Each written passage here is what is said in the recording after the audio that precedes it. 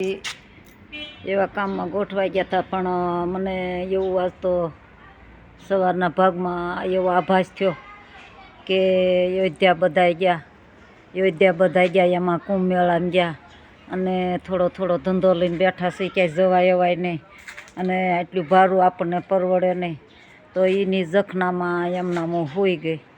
તો મને આભાસ એવો થયો કે અયોધ્યા તો ઘરે બને સરસ મજાની, પથ્થરમાં પ્રાણ પ્રતિષ્ઠા કરે વગર પ્રાણ પ્રતિષ્ઠામાં પથ્થરમાં દર્શન આપવું કે નાના પથ્થર ઘરને આંગણે રાખી અને ધૂપ ધુવાડાને અગરબત્તી કરો તો સરસ મજાના હું એમાં પ્રાણ પ્રતિષ્ઠાનું એમાંય ભગવાન રામ કે દર્શન આપું.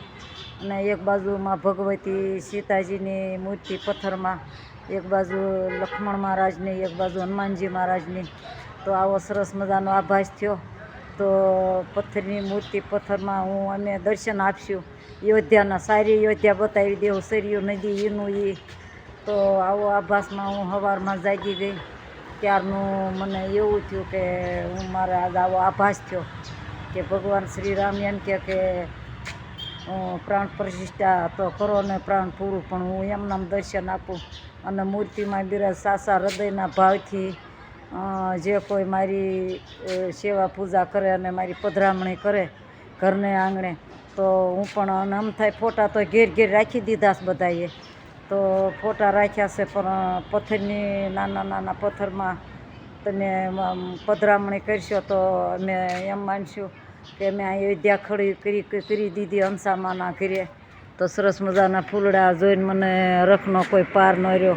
અને કેસરી નંદનને આવા સરસ મજાના પીળા ફૂલ શોભે.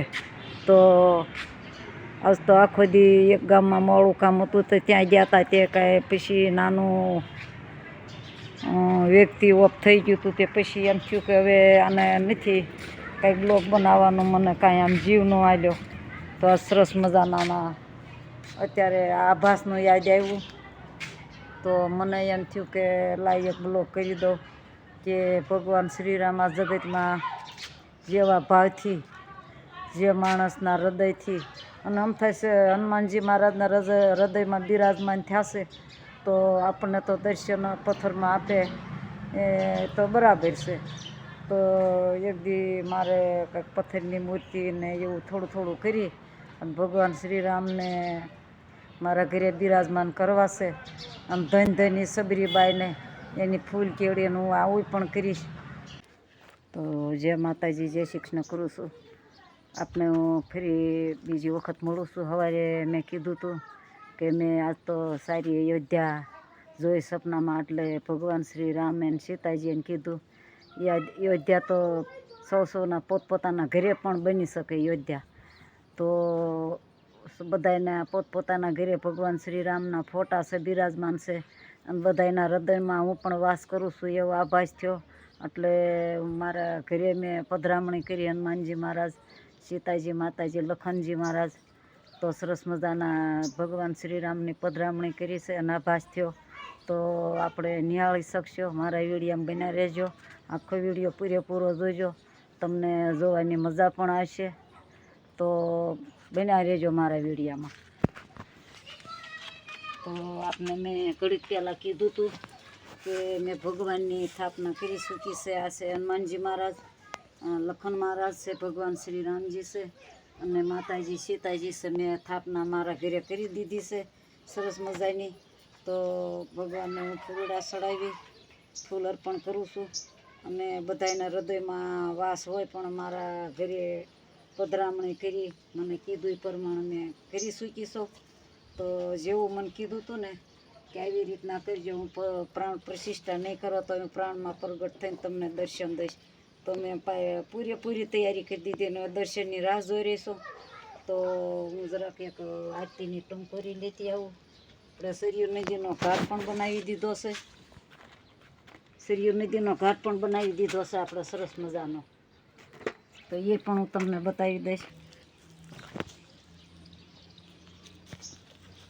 અગાઉ કે સરયુ નદીનો ઘાટ બાજુમાં તો તમે ભગવાનની બધું મને જે કાંઈ કીધું હતું એ અનુસાર મેં સરસ મજાનો ઘાટ પણ બનાવ્યો મારા ઘરે.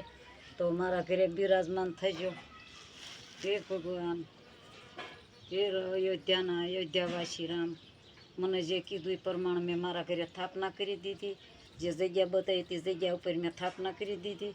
અને સરસ મજાના ફૂલડા પણ લાવીશું. તો મારા ફૂલનો શિકાર કરી અને મને દર્શનની રાહ જોઈ રહ્યો છો. તમે કહેતા ભગવાન કે હું દર્શન આપીશ, પ્રાણ પ્રતિષ્ઠા નહીં કરો તો પ્રાણ મારા પથ્થરમાં પૂરી અને તમને દર્શન આપીશ. તો હે મા જાનકી જનક નંદની, હે ભગવતી, હે મા, મને જેવા પ્રસન્ન થયા, મને જે કીધું એ પ્રમાણે મેં કરી દીધું છે. તો હનુમાનજી મહારાજ, અગ્નિપુત્ર લખનજી મહારાજ, દશરથ નંદન શ્રી રામ ભગવાનની મૂર્તિ એવી કાળી હોય એટલે આપણે એને કલર નથી કર્યો. અને સરસ મજાના શરણોના ફૂલડા પધરાવી બે હાથ જોડું છું. પણ હવે થોડી વારમાં તમે જોઈજો, મને દર્શન આપશે એવો આભાસ થયો છે મને ભગવાન શ્રી રામ. તો આજથી સરસ મજાની ઉતારી લઉં છું. આમાં જાનકી સીતાજી છે અને ભગવાન શ્રી રામ છે, આ લખનજી મહારાજ છે અને હનુમાનજી મહારાજ છે. તો મારા ઘરે મેં પધરામણી કરી દીધી છે. તો આપણે થોડી વારમાં દર્શન કરીશું, પ્રસન્ન થશે.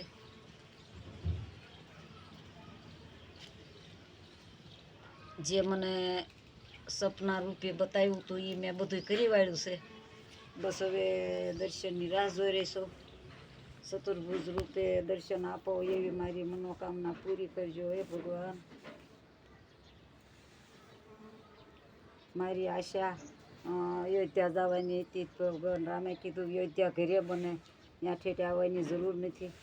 તો મેં શિર પર શિકાર કરી લીધો અને અયોધ્યા બનાવી દીધી. તો સરસ મજાનો મંદિર જેવું દેખાવ કર્યો અને ફૂલવાડી થોડી થોડી છે. સરસ મજાનું અયોધ્યા મને લાગ્યું. હું પણ અયોધ્યા ગઈ એવું લાગ્યું હોય તો મારા યુટ્યુબ ચેનલ નિહાળતા મારા બહેનો માતાઓ ભાવના રાખજો ભગવાન બાજુ. તો તમને જરૂર પ્રસન્ન થાય, જરૂર તમને મારી હારે જેવી વાત થઈ સપના રૂપી એવી હવને આશા તૃષા પૂરી કરશે ભગવાન શ્રી રામ. તો સરસ મજાની મેં પધરામણી કરી દીધી છે. રાજ ફરી વખત જોડાઈ જાય છે ભગવાન શ્રી રામના પ્રવાસમાં. તો સરસ મજાના મને દર્શન થઈ ગયા એવું લાગ્યું. ભગવાનનો એવો ગેબી અવાજ આવ્યો તો મને એમ થયું ભગવાનના દર્શન થઈ ગયા. પધરામણી કરી હતી મારા ઘરે અને ફૂલડા પડ્યા હતા એના આપમેળાએ આ રામ જેવા આકાર થઈ ગયો કે રામનું નામ શબ્દો જેવા સરસ મજાના. તો હનુમાનજી મહારાજે રામ લખ્યા હોય એવું લાગ્યું. તો મને આભાસ થઈ ગયો કે મને હનુમાનજી મહારાજે દર્શન કરાવી દીધા ભગવાન રામના. અને મને દર્શન પણ થઈ શક્યા, હું નિહાળી શકીશું. તો સરસ મજાની સરયુ નદી અને ભગવાન શ્રી રામની સ્થાપના.